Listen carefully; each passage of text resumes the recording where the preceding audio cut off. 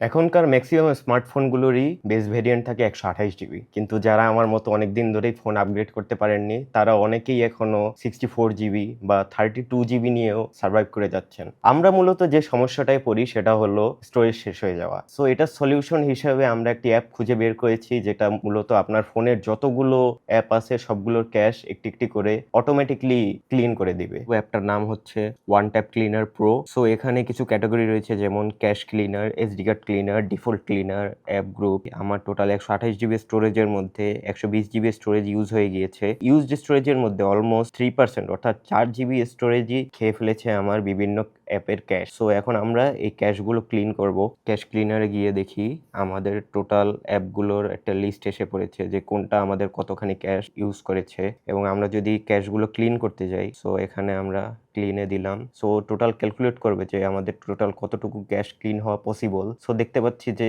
Total যতগুলো app আছে তার মধ্যে প্রায় 3.93 জিবি ক্যাশ মেমোরি রয়েছে। সো এগুলো আমরা ক্লিন করে ফেলবো। অ্যাপটি অটোমেটিক আমার ফোনের যত অ্যাপ আছে সবগুলো অ্যাপের ক্যাশ মেমোরিগুলো ক্লিন করে দিচ্ছে। সবগুলো অ্যাপের ক্যাশ ক্লিয়ার করার পর দেখতে পাচ্ছি যে আমার ফোনের এখন প্রায় 11.6 জিবির মতো ডাটা ফাঁকা হয়ে গিয়েছে এবং ইউজড স্পেস অনলি 116.4 জিবি দেখাচ্ছে। সেক্ষেত্রে কুইক সলিউশন হিসেবে এই অ্যাপটি হতে পারে একটি গুড সলিউশন।